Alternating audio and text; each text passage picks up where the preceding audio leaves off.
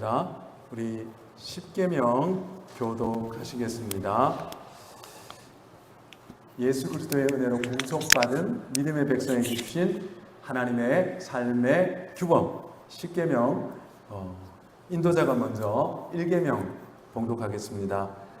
하나님이 이 모든 말씀으로 말씀하여 이르시되 나는 너를 애굽 땅 종 되었던 집에서 인도하여 낸 내 하나님 여호와니라. 제1은 너는 나 외에는 다른 신들을 내게 두지 말라.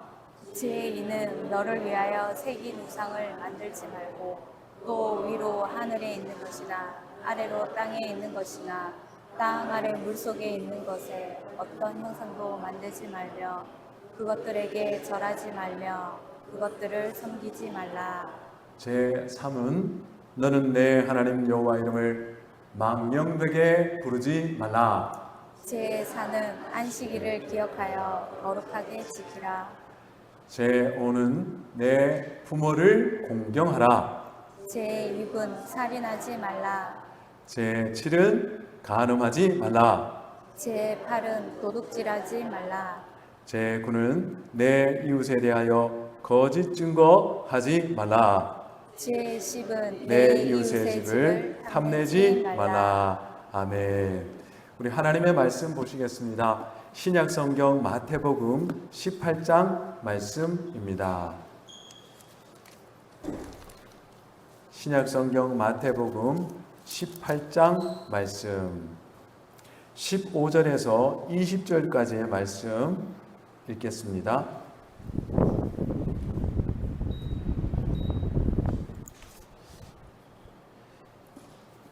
(15절에서 20절까지) 우리가 교독하시겠습니다. 마지막 절은 함께 받들어 읽겠습니다. 내 형제가 죄를 범하거든 가서 너와 그 사람과만 상대하여 권고하라. 만일 들으면 내가 내 형제를 얻은 것이요 만일 듣지 않거든 한두 사람을 데리고 가서 두세 증인의 입으로 말마다 확증하게 하라. 만일 그들의 말도 듣지 않거든 교회의 말하고 교회의 말도 듣지 않거든 이방인과 세리와 같이 여기라. 진실로 너희에게 이르노니 무엇이든지 너희가 땅에 매면 하늘에서도 매일 것이요 무엇이든지 땅에서 풀면 하늘에서도 풀리리라. 진실로 다시 너희에게 이르노니 너희 중에 두 사람이 땅에서 합심하여 무엇이든지 구하면 하늘에 계신 내 아버지께서 그들을 위하여 이루게 하시리라. 두세 사람이 내 이름으로 모인 곳에는 나도 그들 중에 있느니라. 아멘. 우리 천국 열쇠라는 제목으로 우리 하나님 말씀 함께 받겠습니다. 제가 나누어 드린 강의안이 있는데요. 우리 31주차 하이델베르크 교리문답 강의안, 우리 83문부터 85문까지 한번 보겠는데요.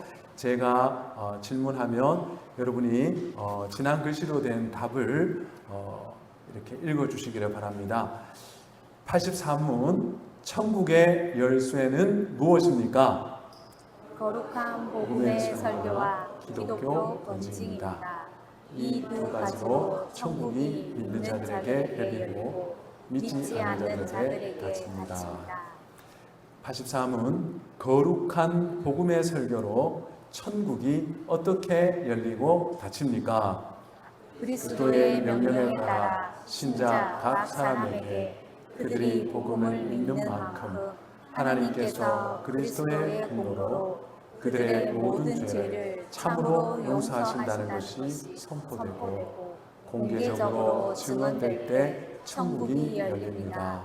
반대로 믿지 않는 자와 회개하지 않는 자에게 하나님의 진노와 영원한 정죄가 있다고 선포할 때 천국이 닫힙니다. 이러한 복음의 증언에 따라 하나님께서 이 세상과 장차 올 세상에서 심판하실 것입니다.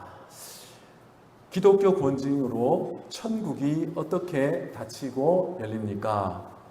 그리스도의 명령에 따라 그리스도인이라고 자칭하지만 교리나 생활에서 그리스도인답지 않게 행하는 사람에게 먼저 거듭 권고하고도 그 잘못을 버리지 않을 경우 그를 교회의 치리회에 보고하고 치리회의 권고에도 귀를 기울이지 않으면 성례에 참여하지 못하게 하고 치리회에서 그를 그리스도의 왕국과 교회의 교제로부터 제외시킬 때 천국이 닫힙니다. 그러나 그 사람이 참으로 회개하여 삶에서 그것을 나타낼 경우 다시 그리스도의 지체로 받아들입니다. 아멘. 오늘 주제는 기독교 권징에 대한 말씀입니다. 그리고 이 권징을 통해서 천국문이 열리고 닫히는 그런 일에 대해서 말씀하고 있습니다. 천국을 닫을 수도 있고 열 수도 있는 열쇠가 우리 교회에 주어졌습니다. 그럼 그게 무엇일까요? 그 열쇠는 바로 하나님의 복음을 전하는 설교와 또 그 말씀에 근거한 권하고 또 지도하는 기능의 권징을 통해서 이루어집니다. 그래서 하나님의 복음을 거절하고 거부할 때 그의 앞에는 천국의 문이 닫히게 되는 거죠. 그리고 말씀에 근거한 치리회의 권징을 치리회의 지도를 거부하고 내 뜻대로 행하겠다고 할 때에 그 또한 천국 문이 닫힐 수 있다고 말합니다. 하지만 복음을 향해서 또 교회의 권징을 향해서 마음을 열고 나아오고 회개할 때 그에겐 다시 천국 문이 열린다라고 이렇게 교리 문답에서는 말씀하고 있습니다. 이것은 바로 오늘 본장 마태복음 18장에 근거해서 조직되어진 요약적인 내용, 교리의 내용이라고 할 수가 있습니다. 여러분, 권징이라는 게 우리의 피부에는 와닿지 않는 것일 수가 있습니다. 하지만 권징은 교회 공동체에 있어서 매우 중요한 기능을 합니다. 왜냐하면 교회의 질서를 세우고 또 하나님의 말씀이 교회에 든든히 세워질 수 있게 하는 그런 기능을 하기 때문입니다. 이 권징의 기능이 상실되어지면 그 교회는 거룩성을 잃어버리게 되어지고 교회의 정체성을 스스로 무너뜨리게 됩니다. 혹시 최근에 종영되어진 채널 A에서 나오는 금쪽 같은 내 새끼 이 프로를 보신 적이 있는지 모르겠습니다. 오은영 박사가 나와서 문제 아이들에 대해서 이렇게 지도하고 또 그 가정의 문제를 상담해주는 프로입니다. 이 프로에 보면 정말 혀를 끌끌 찰 만큼 통제가 안 되는 아이들이 많이 나옵니다. 어릴 때부터 유치원을 몇 번이나 옮기고 초등학교에 들어가서는 폭력을 행사해가지고 막 친구들도 선생님도 슬슬 피하는 그런 아이가 있습니다. 문제는 이걸 엄마가 지도하려고 하고 아빠가 지도하려고 하면 이 아이가 듣지를 안 합니다. 특별히 좀 만만하게 보이는 엄마에게는 그대로 면전에서 욕하고 발길질도 하고 막 자기 힘으로 막 밀어버리기도 합니다. 그래서 보면 어머니 몸이 온통 멍투성이에요. 와, 그런 장면들을 볼 때 정말 충격을 받겠더라고요. 그래서 이 가정에 바른 질서가 세워지지 않으면은 정말 이렇게 안타까운 일이 일어나는구나 하고 이렇게 본 적이 있습니다. 근데 여러분, 가정에도 질서가 있지만 교회에도 질서가 있습니다. 나라에도 질서가 있습니다. 이 질서가 잘 유지되지 않을 때 이 가정에서 일어나는 일이 교회에서도 나라에서도 그리고 심지어는 이 지구촌에서도 일어날 수 있습니다. 그러면 그 한 사람의 고집과 완고함 때문에 많은 사람들이 고통받을 수 있습니다. 그리고 심지어는 그 사람은 천국으로부터 끊어지는 그런 비극을 보게 될 수도 있습니다. 이 부분에 대해서 오늘 본장의 말씀이 교훈하고 있습니다. 우리가 기억해야 될 게 뭐냐 하면 형제를 향해서 성도를 향해서 권징을 하는 것은 정죄하는 게 아니라는 것입니다. 잃어버린 영혼을 되찾으려는 하늘 아버지의 그 마음으로 이루어지는 일이 바로 권징이라고 할 수 있습니다. 권징은 심판이 아니라 회복을 위한 사랑의 수고입니다. 근데 현대교회에서는 권징의 기능이 거의 사라져 버렸습니다. 왜냐하면 기독교인들조차도 철저하게 개인주의적인 사회의 영향력 아래 있기 때문에 그렇습니다. 그래서 성도들은 요즘 현대 성도들은 다른 사람의 범죄나 허물에 대해서 특별하게 관여를 하지 않으려고 합니다. 그냥 그런 게 있다고 할지라도 입을 다뭅니다. 교회에 막 그 한 사람으로 말미암아 문제가 일어나고 자기한테까지 피해가 오면 그 질서를 바로잡으려 하기보다는 뭐 내가 이 교회 나가면 되지, 저 한 사람 안 보면 되지 하면서 나가버립니다.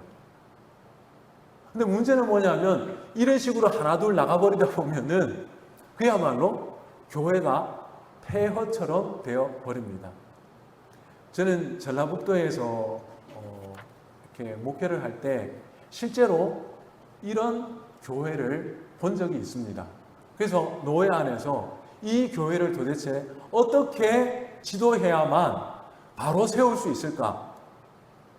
목사와 장로들이 고민하고 기도했던 적이 있습니다.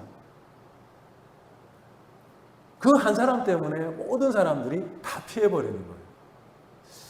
결국은 교회가 정말 폐쇄 직전에까지 가는 그런 상황을 본 적이 있습니다. 권징의 기능이 완전히 사라져버렸기 때문에 그렇습니다. 교회를 사랑하기보다도 내 감정, 내 체면, 그리고 좀 복잡한 일에 얽히고 싶지 않다라는 그런 자기중심적인 생각 때문에 이런 일들이 일어납니다. 여러분, 이것은 교회를 향한 직분자의 바른 태도가 아닙니다. 하나님께서는 오늘 18장 말씀을 통해서 하나님 아버지의 마음을 가지고 잃은 양을 향해 나아가고 잃은 양을 찾아오라 말씀을 합니다. 이를 위해서 권징을 하라고 말씀을 합니다. 권징이라는 게 다른 것이 아니라 그 형제가 잘못된 길을 가고 있으면 형제를 만나서 형제님, 자매님, 이것은 하나님이 기뻐하지 않는 일입니다. 기도해 보세요. 하고 말하는 겁니다. 그게 바로 넓은 의미에서 권징입니다. 예수님은 오늘 말씀 속에서 형제가 어긋난 길을 갈 때에 그냥 침묵하고 방임하지 말고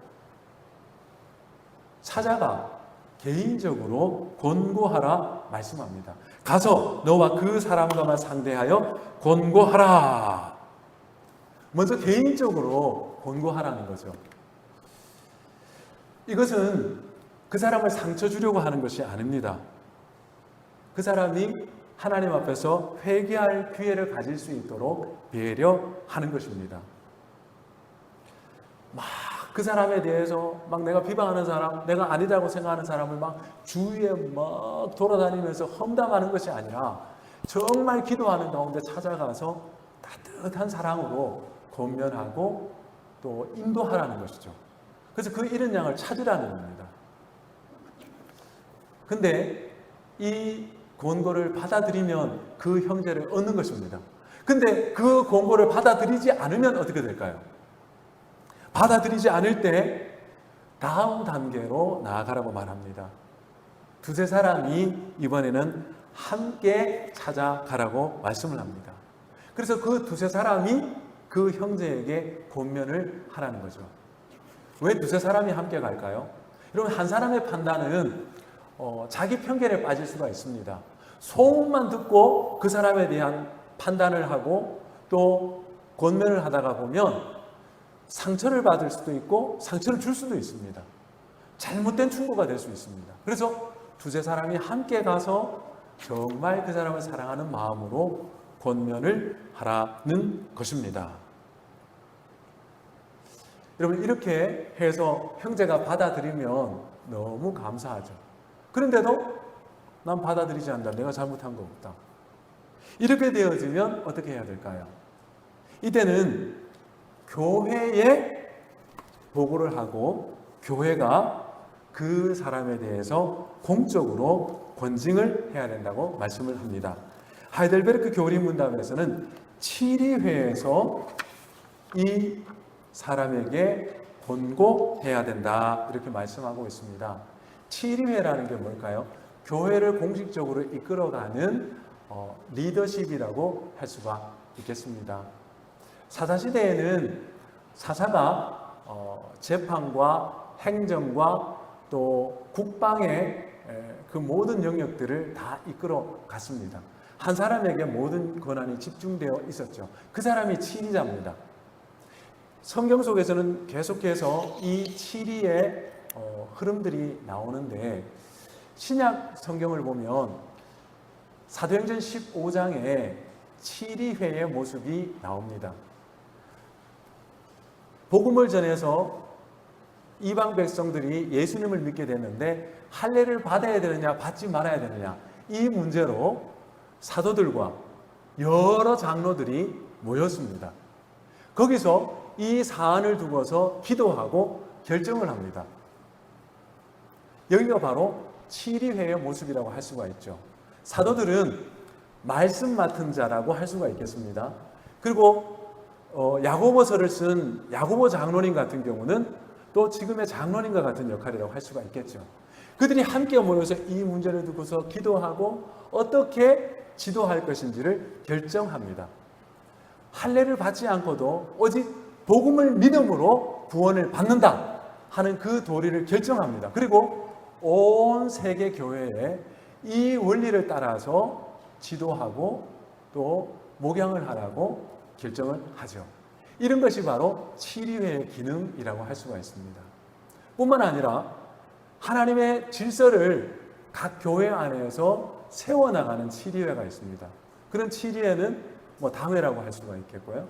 또 각 지역에서 또 교회의 질서를 세워나가는 기능을 하는 곳 노회, 그리고 노회가 모인 모든 영역의 연합체인 총회가 또 치리적인 기능을 할 수가 있습니다. 그래서 이런 치리회를 통해서 그에게 공식적으로 권하고 또 충고하라고 말씀을 합니다.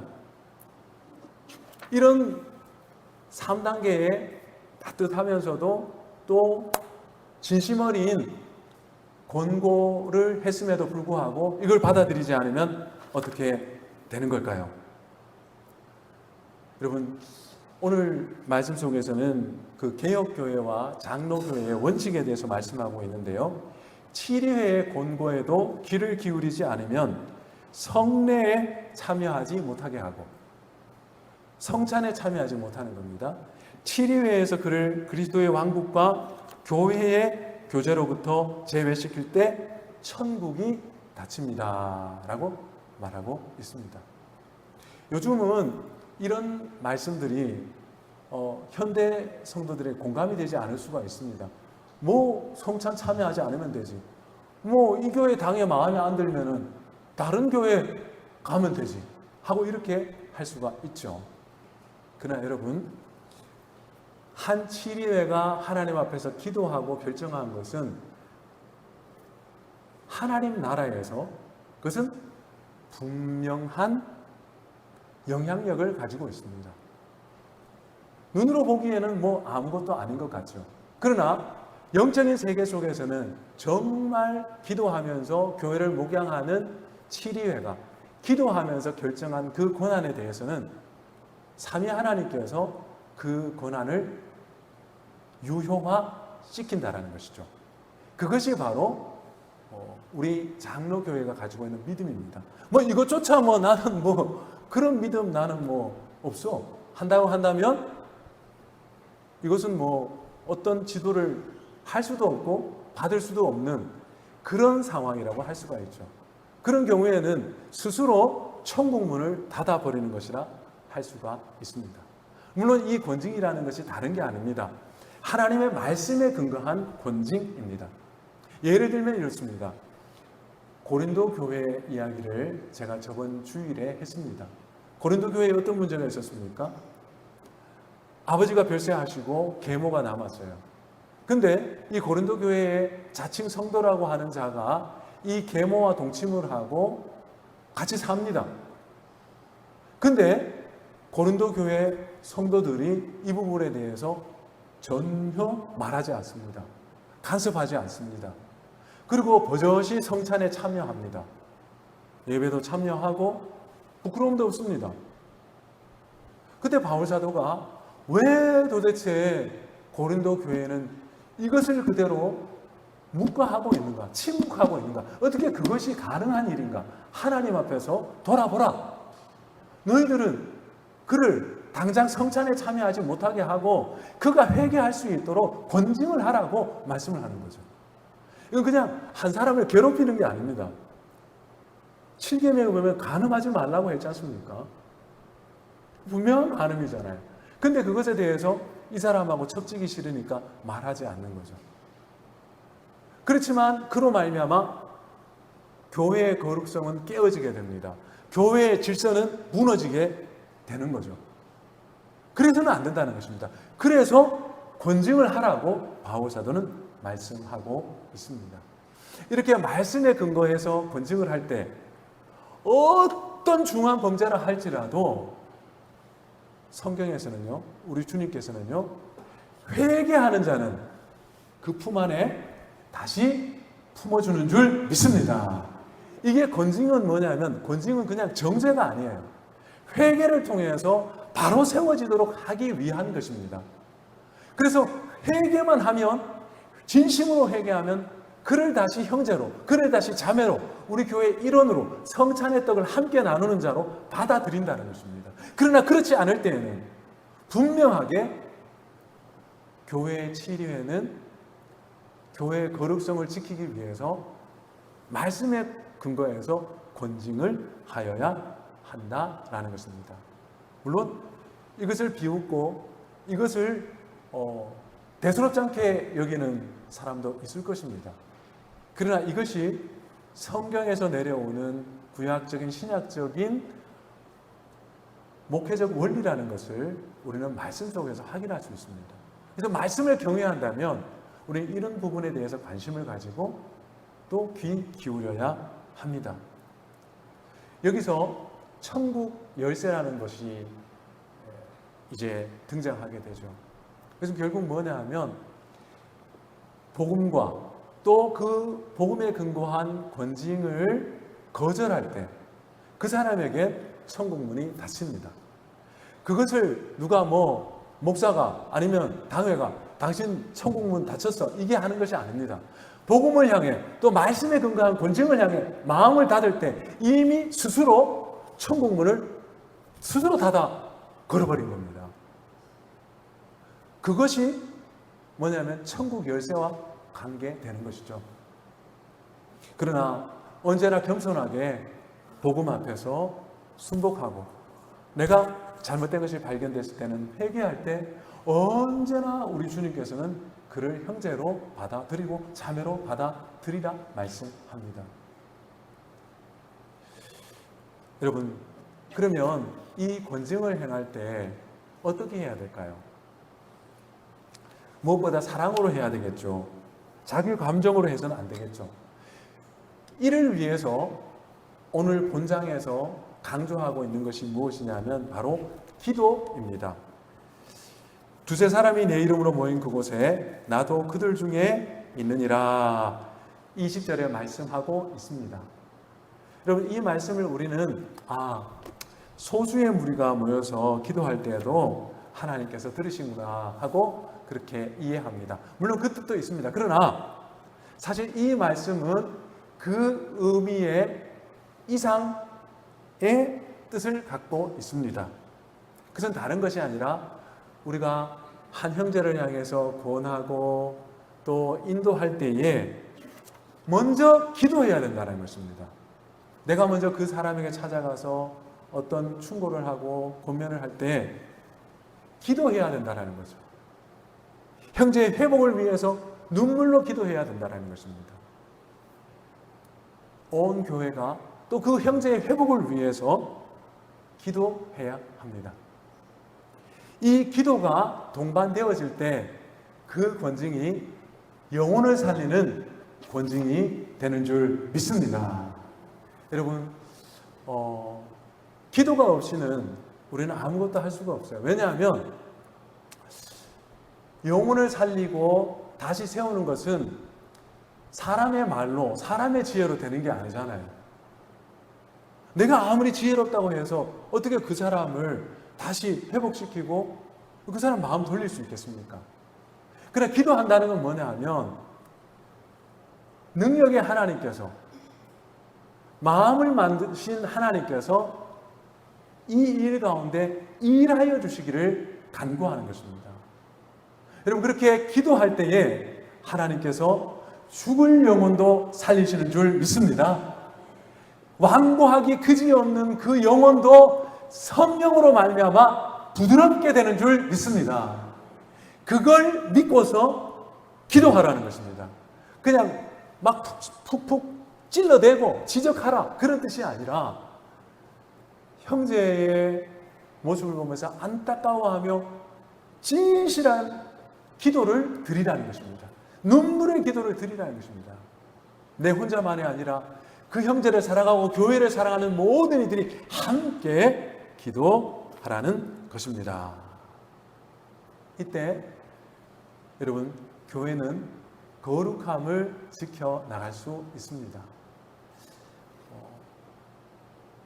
그래서 우리는 오늘 말씀을 통해서 교회를 거룩하게 지켜나가고 성도의 교제를 아름답게 지켜나갈 수 있는 권징에 대해서 한번 확인을 했습니다.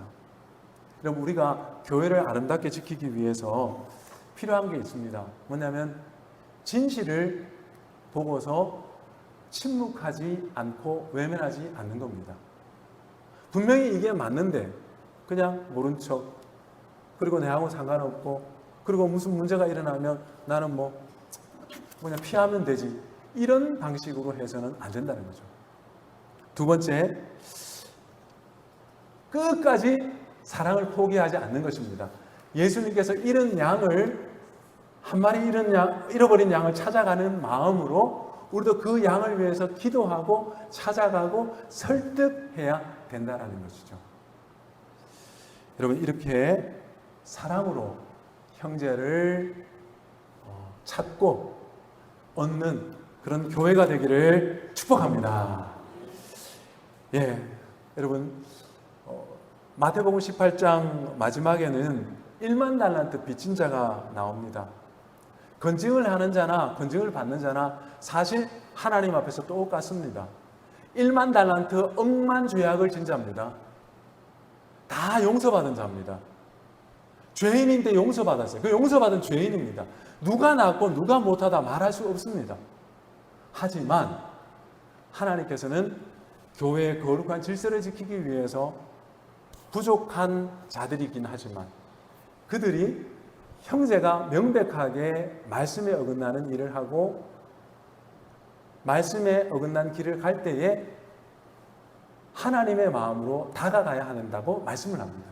그래서 그를 하나님의 울타리로 다시 이끌어야 된다고 말씀합니다. 그것이 바로 권징을 통한 영혼을 건지는 길입니다. 여러분, 이를 통해서 우리가 서로를 사랑으로 세워나가는 교회가 될 수 있기를 축복합니다. 여호와께서는 내게 복을 주시고 너를 지키시기를 원하며 여호와께서는 그 얼굴을 내게 비추사 은혜 베푸시기를 원하며 여호와께서는 그 얼굴을 내게로 향하여 드사 평강 주시기를 원하노라. 아멘.